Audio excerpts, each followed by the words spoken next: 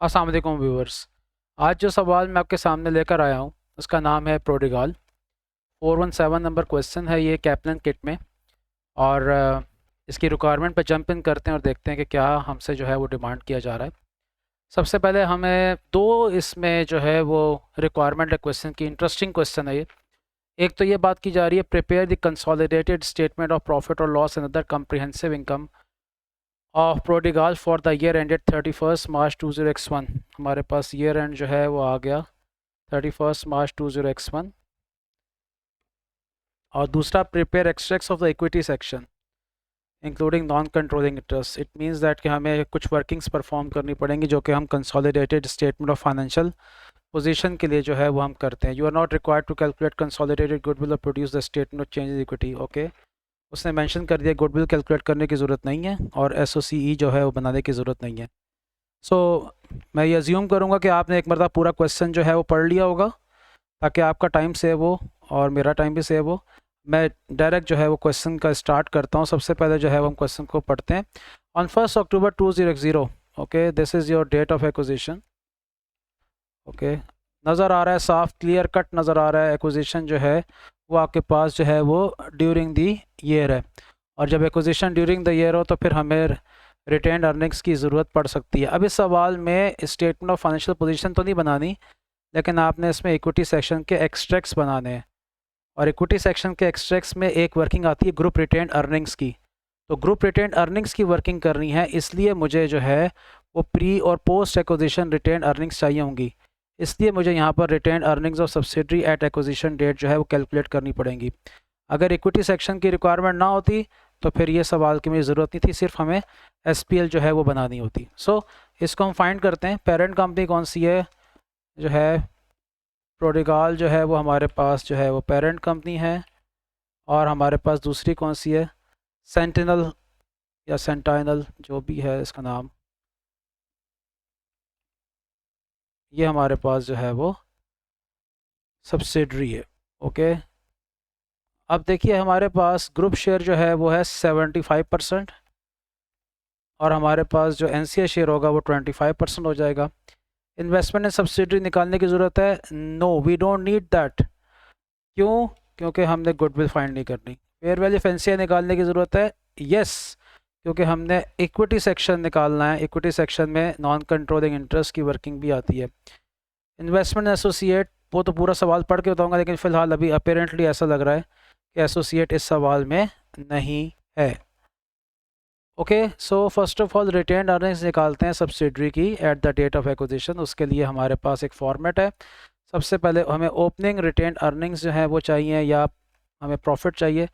तो देखते हैं हमारे पास क्या क्या चीज़ें गिवन है। हमारे पास यहाँ सवाल में रिटेन्ड अर्निंग्स गिवन है सब्सिडरी की 125,000। ये हमारे पास जो है वो the following extracts for the equity of the entities at 1 April 2010 before acquisition is available. Before acquisition यानी कि आप कह सकते हैं at the date of acquisition 1 April 20x0। 1 April 20x0 आपके पास जो है इस डेट के ऊपर बिफोर एक्विजिशन, एक्विजिशन से पहले।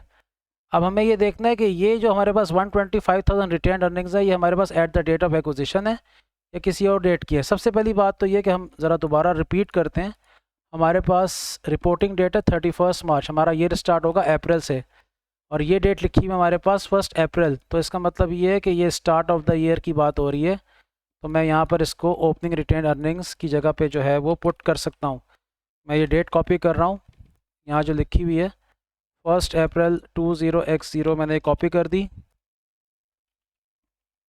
ओके, और मैंने यहाँ पर जज कर लिया कि ये स्टार्ट ऑफ द ईयर है। 125,000 प्रॉफिट फॉर द ईयर हमने निकालना है। प्रॉफिट फॉर द ईयर जो हमारे पास इस वक्त सवाल में है, ये रहा profit for the year subsidiary का, वो है 66,000।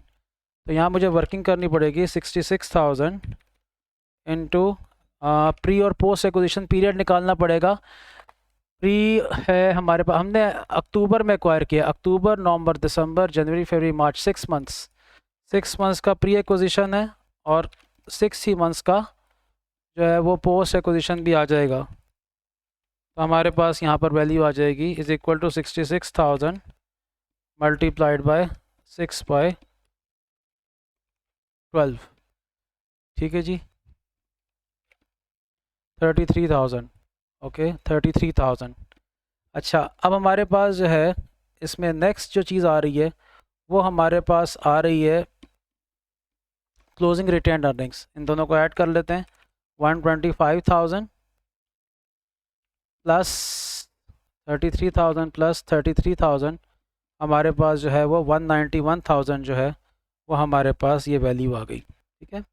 अब अभी तक हमारा सवाल जो है वो कंप्लीट नहीं हुआ है, क्योंकि हमने अभी तक जो है वो retain earnings at the date of acquisition नहीं निकाली। वो ऑटोमेटिक नीचे निकल कर आ गई है, लेकिन मैंने आपको समझाना है कि कैसे आई है।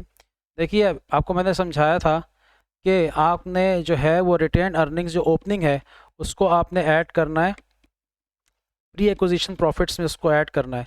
तो हमारे पास जो है वो retain earnings at the date of acquisition जो है वो आ जाएगी। लेकिन अब इसमें एक बात और भी है। बात ये है कि क्या मैं इसको जो है वो इक्वली अपोर्शन करूँगा प्रॉफिट को, जैसे मैंने यहाँ पर 6/12 कर दिया है। क्या हमारे पास वो वाली स्टेटमेंट लिखी हुई है, all events are deem to accrue evenly? तो यहाँ पर हम देखते हैं और ढूंढते हैं। नॉर्मली एंड में लिखी होती है, देखिए, all items in the above statements of comprehensive income are deem to accrue evenly over the years unless otherwise indicated, okay. देखिए, उसने बताया कि सारे आइटम्स जो हैं वो इक्वली अपोर्शन होंगे अनटिल और अनलेस उसने आपको कोई और मज़ीद गाइडलाइन जो है वो दी हुई हो, तो इसलिए मैंने इसको इक्वली अपोर्शन किया। अगेन अजम्पशन ये कि आपने पूरा सवाल पढ़ा हुआ है, ओके। सो हमारे पास जो है वो retain earnings at the date of acquisition आ गई 158,000। अब ये कैसे आई हैं, आपको मैं इसकी वर्किंग करके बताता हूँ। 125,000 प्लस 33,000, ठीक है, ये इस तरह से आया, ओके। उसके बाद जो है हमारे पास ये वर्किंग कंप्लीट हो गई। हम इसको यहाँ पर लिख देते हैं 158,000, लिंक कर देते हैं, ये काम ख़त्म हो गया। इसके बाद हमने क्या चाहिए, हमें फेयर वैल्यू फैंसी चाहिए। फेयर वैल्यू फैंसी हमारे पास गिवन है इस सवाल में, यस, पॉइंट नंबर 4 में। Prodigal's policy is to value the non controlling interest of S at the date of acquisition at its fair value which directors determine to be 100 million. 100 million है तो 100,000 लिख दें इसमें, ठीक है, क्योंकि थाउजेंड्स में फिगर लेकर चल रहे हैं। इन्वेस्टमेंट एसोसिएट इस सवाल में नहीं है तो मैं इसको एन कर रहा हूँ, ठीक है, ओके। ये हमारा बेसिक इन्फॉर्मेशन कंप्लीट हो गई। अब आते हैं जी एडजस्टमेंट्स के ऊपर। सबसे पहली एडजस्टमेंट हमारे पास क्या है जी, देखते हैं। हमारे पास सबसे पहले क्या क्या चीज़ें यहाँ पर हो रही हैं, ओके, लेट्स सी, देखते हैं। वो कहता है प्रोडिगास पॉलिसी इज़ टू, सॉरी, इसमें हमारे पास सिंपल प्रॉफिट और लॉस दिया हुआ है, अदर कंप्रिहेंसिव इनकम दिया हुआ है, गेन ऑन रिवैल्यूएशन है, और सब्सिडरी का एसेट जो है ड्यूरिंग द ईयर रिवैल्यू हो रहा है, यानी कि रिवैल्यूएशन रिजर्व जो है वो आपका क्रिएट होगा इसका। ये मैं आपको समझाऊंगा एंड में। टोटल कॉम्प्रिहेंसिव इनकम है, फिर एक्सट्रैक्ट्स हैं, रिवैल्यूएशन सरप्लस लैंड का, ओपनिंग बैलेंसेस दिए हुए आपके पास, रिटेन अर्निंग्स अभी हमने देखी। इसको हम देखेंगे जब हम इक्विटी सेक्शन के ऊपर काम करेंगे। पहले अभी हम क्वेश्चन की एडजस्टमेंट्स पढ़ेंगे। Prodigal's policy is to revalue the group land to market value at the end of each accounting period. Prior to its acquisition by Prodigal, subsidiary's land has been valued at historical cost. Subsidiary की जो land थी उसको historical cost पे रखा गया था। During post acquisition के बाद S की land जो है उसकी value जो है वो बढ़ गई, had increased in value at the date of acquisition by 1 million. S has recognized the revaluation within its own financial statement. Fair value adjustment नहीं है ये, ठीक है, फेयर वैल्यू एडजस्टमेंट नहीं है ये, मेक इट श्योर। ये जो है वो सिंपल रिवैल्यूएशन है। इस सवाल में थोड़ा सा डिफरेंट बात ये है कि सब्सिडरी ने अपने एसेट को जो है वो रिवैल्यू किया है और उसने रिवैल्यूएशन रिजर्व में इसको रिकॉर्ड भी किया है। देखिए 1000 का रिवैल्यूएशन सरप्लस जो है वो नज़र आ रहा है हमें यहाँ पर, ओके। सो ये इंफॉर्मेशन जो है हमारे पास ये इक्विटी सेक्शन के ऊपर काम करते हुए हमारे लिए इस्तेमाल जो है हम उसको करेंगे, okay. Immediately after the acquisition of S on 1 October 2010, Prodigal transferred an item of plant with a carrying value of 4 million to S at an agreed value of 5 million, okay. Now हमारे पास जो है इस सवाल में जो है inter company sale of asset है, तो inter company sale of asset के ऊपर ये देखिए carrying amount of the asset जो थी वो हमारे पास कितनी है, आई थिंक सो 4 million हमारे पास है carrying value of the asset. 5 million के ऊपर हमने एसेट को जो है वो ट्रांसफ़र किया है। प्रॉफिट कितना बनाया है, 5,000 माइनस 4000 1000 का जो है वो हमने प्रॉफिट बनाया इसके ऊपर। सेलर जो है उसने प्रॉफिट बनाया है और बायर जो है उसके एसेट की वैल्यू जो है उसको हम रिड्यूस करेंगे। सेलर ने प्रॉफिट बनाया तो सेलर का प्रॉफिट रिड्यूस करेंगे। सेलर कौन है? पेरेंट। तो रिटेन अर्निंग्स ऑफ पेरेंट को जो है मैं डेबिट करूँगा 1000 से, ठीक है। और सब्सिडरी के पास एसेट पड़ा हुआ है, उसका एसेट जो है 1000 से ओवर स्टेट हो रहा है, तो एसेट को जो है हम क्रेडिट कर देंगे सब्सिडरी के। और चूँकि सब्सिडरी ने इस एसेट के ऊपर डेप्रिसिएशन एक्स्ट्रा चार्ज की है, 5000 पे डेप्रिसिएशन चार्ज की है, तो इसकी वर्किंग कैसे होगी? क्योंकि एक 1000 से एक्स्ट्रा अमाउंट के ऊपर आपने एसेट को लिखा है और इस एसेट की रिमेनिंग यूजफुल लाइफ कितनी है उसने आपको कुछ बताया होगा। At this date the plant has a remaining life of 2.5 years. 2.5 year को मैं क्या लिख सकता हूँ जी? मैं इसको 30 मंथ्स लिख सकता हूँ। मल्टीप्लाई कर दूंगा मैं इसको 6 के साथ, तो मेरे पास जो है एक्सेस डेप्रिसिएशन आ जाएगी कि कितनी डेप्रिसिएशन सब्सिडरी ने ज़्यादा चार्ज की, क्योंकि जिस प्राइस के ऊपर एसेट जो है वो उसको ट्रांसफ़र हुआ है वो प्राइस ज़्यादा है। देखें, समझ लें इस कॉन्सेप्ट को। 4000 का एसेट 5000 का ट्रांसफ़र किया है पेरेंट ने, तो उसने 1000 का प्रॉफिट बनाया। इसको रिड्यूस करना पड़ेगा कंसोलिडेटेड फाइनेंशियल स्टेटमेंट्स में, इसलिए मैंने पेरेंट की रिटेन अर्निंग्स को डेबिट कर दिया, सब्सिडरी के एसेट को क्रेडिट कर दिया, ताकि वो वापस अपनी कैरिंग अमाउंट पे आ जाए। क्योंकि ये एसेट ट्रांसफ़र हुआ था 5000 पे, तो सब्सिडरी ने इसको डेप्रिशिएट किया होगा 5000 पे, जबकि इसको डेप्रिशिएट करना चाहिए था 4000 पे। तो 1000 से 1000 की प्राइस के ऊपर एसेट ज़्यादा डेप्रिशिएट हो रहा है, तो हमें 1000 का रिवर्सल करना है। अगर 1000 के ऊपर डेप्रिसिएशन चार्ज की जाए रिमेनिंग यूज लाइफ के मुताबिक, तो वो 30 मंथ्स बनते हैं और 6 मंथ्स की डेप्रिसिएशन हमारे पास बनेगी 200। देखिए 1000 डिवाइडेड बाय 30 मल्टीप्लाइड बाय 6, 200। तो 200 से जो है वो डेप्रिसिएशन जो है वो ज़्यादा चार्ज हुई है, तो 200 से हम डेप्रिसिएशन को रिवर्स करेंगे। नॉर्मली डेप्रिसिएशन की एंट्री क्या होती है? Depreciation expense debit, asset credit. क्योंकि हमने डेप्रिसिएशन को ज़्यादा चार्ज किया हुआ, तो हम इस एंट्री का रिवर्सल करेंगे, इसलिए हम एसेट को डेबिट कर देंगे और डेप्रिसिएशन एक्सपेंस को क्रेडिट कर देंगे।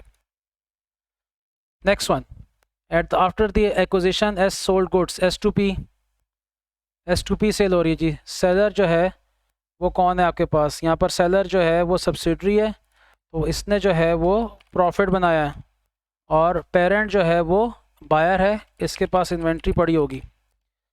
Retain earnings of S debit करेंगे, इन्वेंट्री जो है पी की क्रेडिट करेंगे। मैंने यहीं पर एंट्री कर दी ताकि कोई गलती का चांस ना हो एंट्री करते वक्त। इंटर कंपनी सेल्स कितनी है?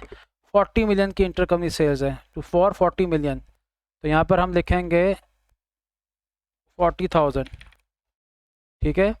उसके बाद जो है हमने इसकी कॉस्ट निकालनी है। हमें यहाँ पर रेशो दी है 25%। कुछ बताया गया होगा यहाँ पर, देखिए these goods had cost 30 million. 30 million जो है ना वो इसकी जो है वो कॉस्ट है।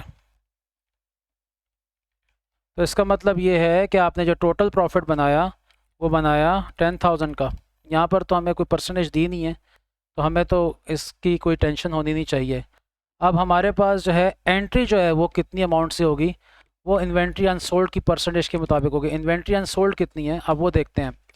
वो कहता है these goods had cost S 30 million, 12 million of the goods sold remain in Prodigal's closing inventory. 12 million की गुड्स जो हैं वो आपके पास इन्वेंट्री में पड़ी हैं। 40 मिलियन की सेल हुई थी, 12 मिलियन की गुड्स। अगर 12 मिलियन की गुड्स आउट ऑफ 40 मिलियन जो है वो पड़ी हुई हैं, तो ये कितना परसेंट बन गई? इन्वेंट्री जो अनसोल्ड है वो 30% बन गई। 40 मिलियन 40 मिलियन की गुड्स में से 12 मिलियन की गुड्स जो हैं वो आपके पास अभी भी अनसोल्ड है, तो 30% इन्वेंट्री आपके पास अभी भी जो है वो अनसोल्ड है। तो अनसोल्ड के ऊपर हम अनरियलाइज्ड प्रॉफिट कैलकुलेट करते हैं। 10,000 हमारे पास टोटल प्रॉफिट है, इसको हमने मल्टीप्लाई करना है 30% से, ये हमारे पास 3000 का अनरियलाइज्ड प्रॉफिट आ गया। Retain earnings debit, inventory of parent credit 3000 से। आई होप सो कि ये बात समझ में आ गई होगी। उसके बाद हमारे पास सवाल में कोई और रखेंगे नो ये फेयरवेल फैंसी आई है, गुडविल इम्पेयर नहीं हुई, all items are deemed to accrue evenly. सवाल यहाँ पर ख़त्म है। इस सवाल में चैलेंज जो है ना वो पार्ट बी में है, पार्ट ए जो है ना इसका वो बहुत आसान है। अब उसके बाद जो है हमारे पास जो है वो मैंने यहाँ पर सारा फॉर्मेट जो है वो बना दिया है। देखिए revenue, cost of sales, gross profit, distribution, admin, ठीक है, और फाइनेंस, टैक्स और gain on revaluation. Okay, so अब देखते हैं कि इसमें हमारे पास किस तरीके से चीज़ें जो होनी है। That is basically revenue. आपको रेवेन्यू नज़र नहीं आ रहा होगा, but I am telling you this is revenue. Okay, यहाँ पर मैं इसको मिनिमाइज़ करूँगा तो थोड़ा ब्लर हो जाएगा, इसलिए मैं इसको मिनिमाइज़ जो है वो नहीं कर रहा हूँ। ओके, सो रेवेन्यू जो है वो पेरेंट का हमारे पास कितना है जी? पेरेंट का रेवेन्यू हमारे पास है,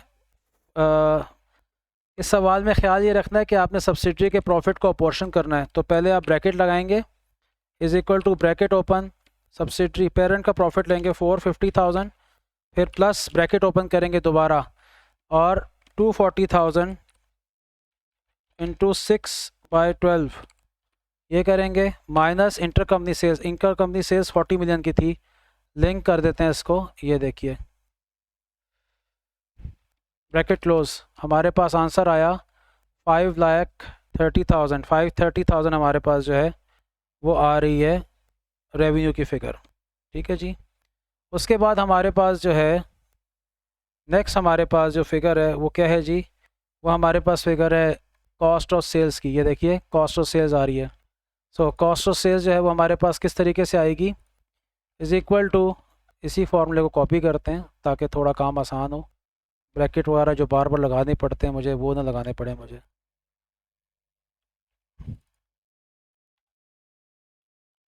ओके, हमारे पास जो है 260,000 और 110, तो बस सिंपल यहाँ पर डबल लिख दूंगा इसको। 6/12 इंटर कंपनी सेल्स की फिगर तो माइनस होनी ही होनी है। ठीक है, plus URP goods. URP goods unrealised profit on goods. Unrealised profit कितना है? अनरियलाइज्ड प्रॉफिट हमारे पास है जी गुड्स के ऊपर, ये देखिए रिटर्न अर्निंग्स डेबिट किए मैंने, इन्वेंट्री क्रेडिट किए 3,000। उसके बाद हमारे पास जो है नेक्स्ट फिगर जो हमारे पास आ रही है वो आ रही है अनरियलाइज्ड प्रॉफिट एसेट। ये भी हम जो है वो ऐड करेंगे, प्लस हमारे पास 1,000 का वो था। ये देखिए retain earnings of parent debit हो रही है 1,000 से। इसके बाद हमारे पास जो है क्या चीज़ हमने एडजस्ट करनी है? डेप्रिसिएशन। ये कौन सी डेप्रिसिएशन है? ये वो डेप्रिसिएशन है जो सब्सिडरी ने एक्स्ट्रा चार्ज की हुई थी क्योंकि उसने एक एसेट ख़रीदा था पेरेंट कंपनी से प्रॉफिट के ऊपर। तो माइनस एक्सेस डेप्रिसिएशन कितनी चार्ज की थी सब्सिडरी ने? 200 की। ये देखिए डेप्रिसिएशन एक्सपेंस मैंने क्रेडिट किया 200 से। सो ब्रैकेट क्लोज एंटर करेंगे और देखते हैं क्या फिगर हमारे पास आती है। 278,800 ग्रॉस प्रॉफिट निकालते हैं। 530 माइनस 278 यह आ गया। उसके बाद इसी फार्मूले को कॉपी कर लेते हैं दोबारा, यहाँ पेस्ट कर देते हैं और यहाँ पर क्या है हमारे पास? 23600 एंड 12,000। सो ये 12 आ गया, इसमें कोई एडजस्टमेंट करने की ज़रूरत नहीं है। ये हमारे पास आंसर आ गया 29,600 हमारे पास आ गई डिस्ट्रीब्यूशन कॉस्ट। एडमिन इसी को कॉपी कर लेते हैं, हमारे पास 27,000, हमारे पास 23,000 इंटू 6/12। ठीक हो गया जी। इसमें हमारे पास जो है वो कोई और चीज़ है, इम्पेयरमेंट है। इम्पेयरमेंट उसने बताया कि सवाल में नहीं है, तो 38,500 हमारे पास आ गई। फिर मैंने यहाँ पर एक हेडिंग डाली हुई है अदर एक्सपेंस। अदर एक्सपेंस इस सवाल में कोई नहीं है, मैंने किसी और सवाल से फॉर्मेट कॉपी किया तो वहाँ पर आ रहा हो। सो यहाँ पर मैं इसको ज़ीरो कर देता हूँ। It doesn't matter. Okay, it's no need to worry. 21,251 200 minus 29,600 minus 38,500 183,100। Okay, now हमने आई थिंक सो मैंने कॉपी किया हुआ है वो, ये जी बिल्कुल। फाइनेंस कॉस्ट आ जाएगी 1500 और ये आपके पास है 1200। ये लें, ये हमारे पास आ गई 2100 और इसके बाद हमारे पास आ गया प्रॉफिट बिफोर टैक्स 181,000 183। नहीं, हमने कोई चीज़ यहाँ पर, सॉरी, टैक्स एक्सपेंस भी हमारे पास जो है वो आएगा और टैक्स एक्सपेंस जो हमारे पास आएगा उसके बाद जो है, एक मिनट यहाँ देख लेते हैं, मैंने हेडिंग के सामने लिखना है टैक्स एक्सपेंस इज, ये लीजिए इसको यहाँ पर लिखते हैं 48,000 और हमारे पास आ गया 27800 61,900। तो हमारे पास जो है वो प्रॉफिट फॉर द ईयर कितना आ गया 181,000 माइनस 61,900 119,100। उसके बाद हमारे पास जो है वो गेन आ गया 2,500 का गेन जो है वो हमारे पास इज़ इक्वल टू 2,500 का गेन जो है वो हमारे पास पेरेंट का है 1,000 का सब्सिडरी का है। यहाँ पर आपके माइंड में एक सवाल आएगा मैंने 1,000 के गेन को 6/12 क्यों नहीं किया।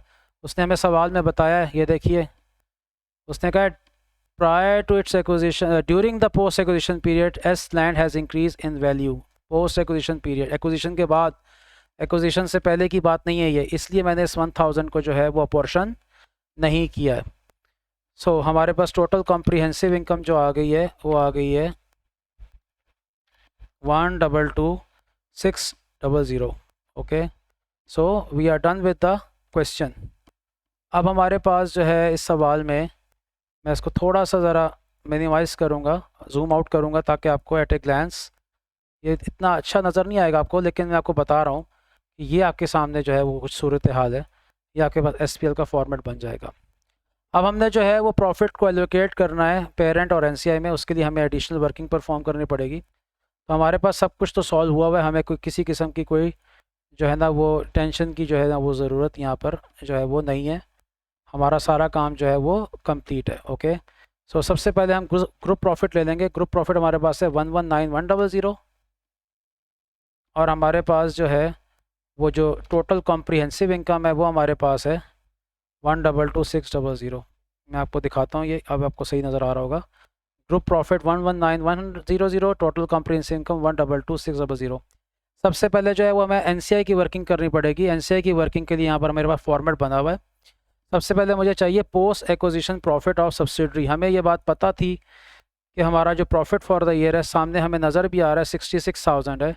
66,000 मल्टीप्लाइड बाय 6/12 ये हमारे पास आ गया। ठीक है जी, ये हमारे पास आंसर आ गया इज़ इक्वल टू 66,000। मैं इसको थोड़ा सा एक और मरतबा मिनिमाइज़ करूँगा, बल्कि एक सेकेंड, अभी ये जो है वो स्क्रीन जो है वो तंग नहीं करेगी। ओके, सो आपके पास जो है वो है 66,000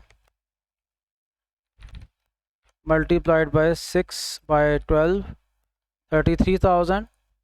unrealized profit S2P है, yes we have that। how much we have that 3,000।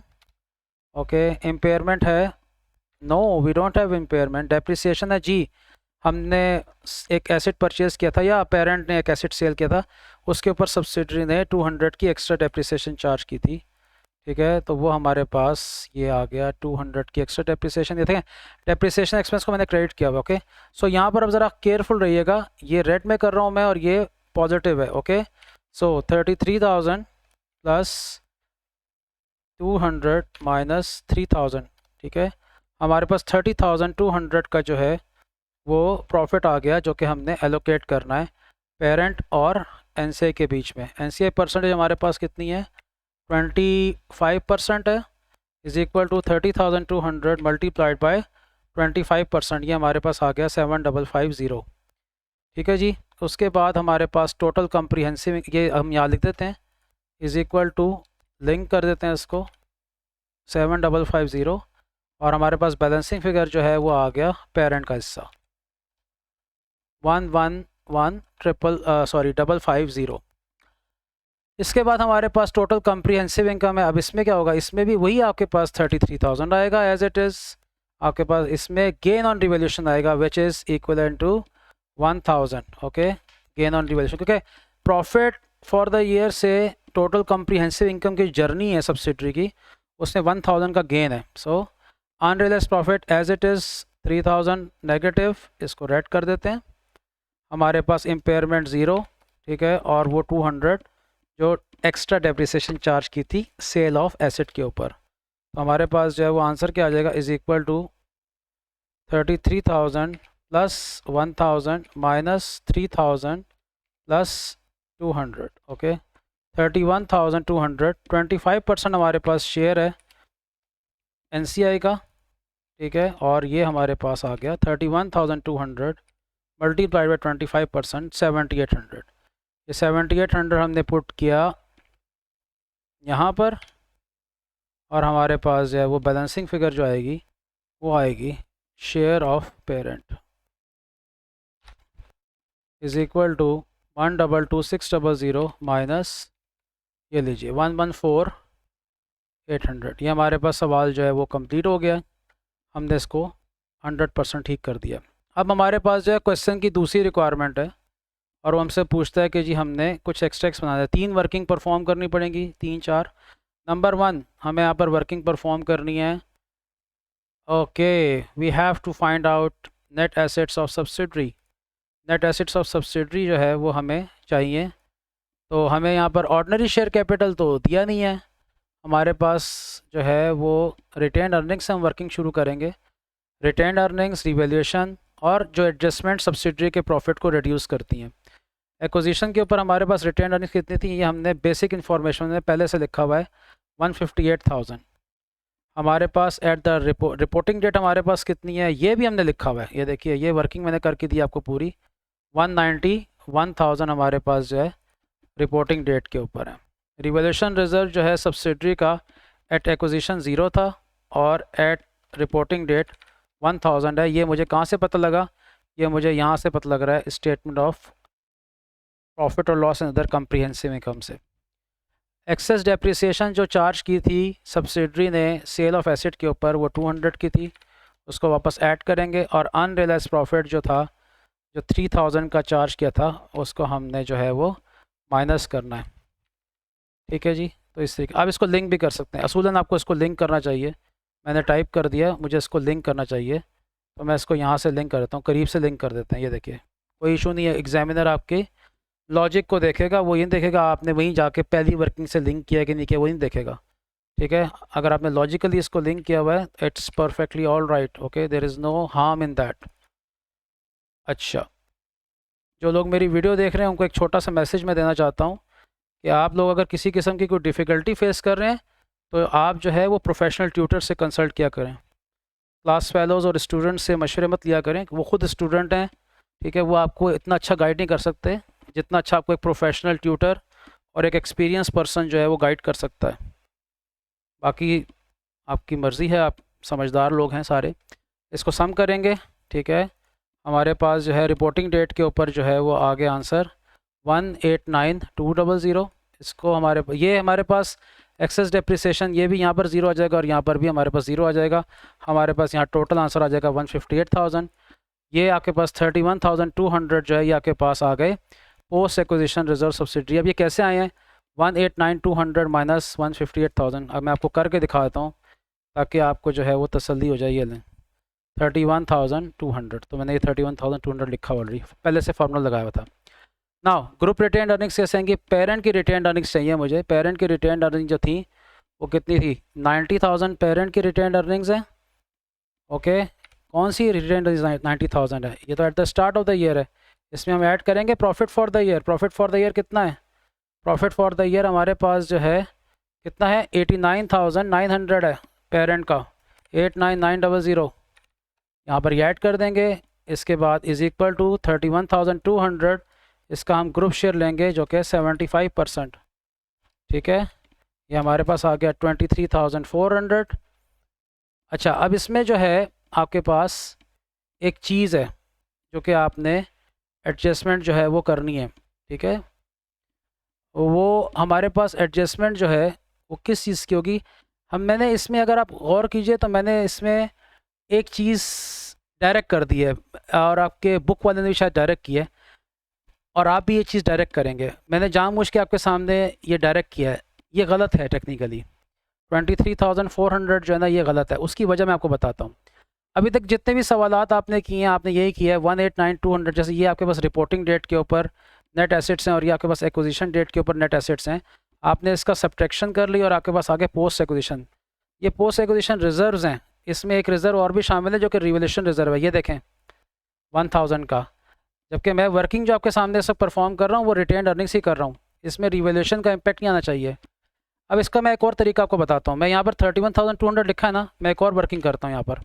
ये देखिए 191,000 माइनस 158,000, ठीक है, प्लस 200 और माइनस नहीं प्लस 3000, सॉरी एक minute, 191,000 minus 158,000 plus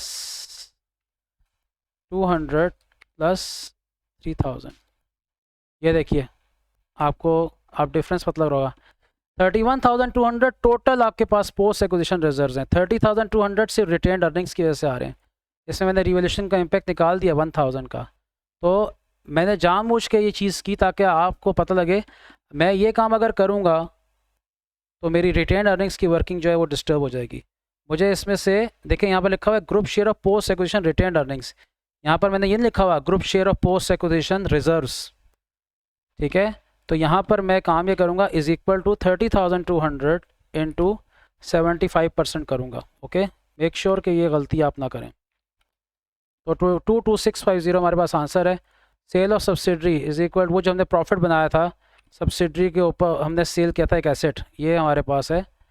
retain earnings of parent मैंने डेबिट किए 1000। तो हमारे पास आंसर क्या आ गया जी? हमारे पास आंसर आ गया, ऑल्ट इज़ इक्वल टू कर देते हैं, ये लें 201,550। NCI इज़ इक्वल टू वही बेसिक इंफॉर्मेशन से 1,100,000। यहाँ पर भी इसी चीज़ का ख्याल रखिएगा, पोस्ट एक्विजिशन रिटेन अर्निंग्स है 31,200 लेंगे, 30,200 लेंगे, 30,200 लेंगे मल्टीप्लाइड बाय 0.25, ठीक है।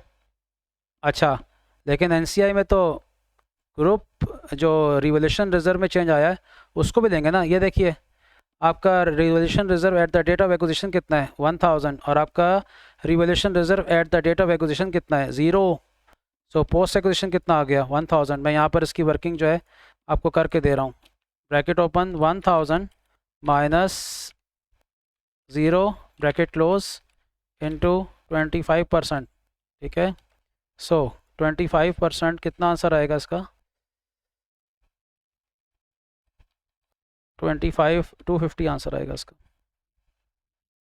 Is equal to 1000 into 25% 250, alt is equal to करेंगे 107,800। उसके बाद हमारे पास जो है वो पेरेंट का रिवोल्यूशन। अब ये देखिए मैंने यहाँ पर पहले से लिखा हुआ है 8400 जो है वो आपके पास क्या है 8400 पेरेंट का ओपनिंग रिवोल्यूशन रिजर्व है। ये देखें लिखा हुआ है ओपनिंग 8400। अब आप कहेंगे 2500 कहाँ से आ गया? ये 2500 हमारा इस साल पेरेंट ने अपने एसेट को रिवैल्यू किया। ये देखिए gain on revaluation of land 2500। सो यहाँ से आपके पास ये आंसर आ रहा है 8400 plus 2500 10900। Group share of post acquisition revalue, post acquisition revaluation reserve कितना है 1000 माइनस 0 1000 इंटू ये ग्रुप शेयर लगाना है यहाँ पर इसको, ये 75% आया। ये अपनी ज़ात में एक थोड़ा सा डिफरेंट क्वेश्चन है, तो बी केयरफुल, कंबाइन करके करेंगे तो मसला होगा, इसलिए मैंने सेपरेट करके दिखाया आपको। So sorry is equal to 1 plus करना था मैंने इसको 11650, ठीक है जी। तो देख लिए हमारे पास जो है वो सारे आंसर क्लियर हो गए। एक मरतबा मैं आपको पूरा क्वेश्चन दिखाता हूँ। ये हमारे पास बेसिक इन्फॉर्मेशन थी। इसके बाद हमारे पास जो है retained earnings at the date of acquisition की वर्किंग है, inter company sale of asset है, इंटर कंपनी सेल ऑफ जो है वो हमारे पास गुड्स हैं, ठीक है। वी डोंट नीड दिस, इसकी ज़रूरत नहीं थी, ये हाँ मैंने कहीं से कॉपी किया होगा इसलिए ये आ रहा है, okay. So we don't need this. उसके बाद हमारे पास जो है वो SPL हमने बनाई है और मैंने आपको सारी डिटेल बताई है कि कौन सी चीज़ कैसे आएगी, और मैंने ये बताया कि यहाँ पर अपोर्शन करने की ज़रूरत नहीं है। फिर उसके बाद हमने प्रॉफिट को एलोकेट किया है और उसके लिए हमें NCI की वर्किंग करनी पड़ी, जो कि हमने ये की है। फिर उसके बाद जो है हमने ये 3-4 workings, net assets, group retained earnings, non controlling interest and group revolution reserve.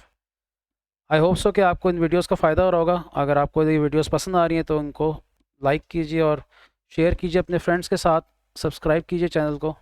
और अगर कोई कमेंट करना है तो आप कमेंट कीजिए, कोई सवाल पूछना है तो कमेंट कीजिए, व्हाट्सएप कीजिए। और अगर आप किसी स्पेसिफिक क्वेश्चन के ऊपर वीडियो बनाना चाहते हैं तो मैं आपको वो वीडियो भी बना दूंगा उसके ऊपर भी। Thank you so much, take care and अल्लाह हाफिज़।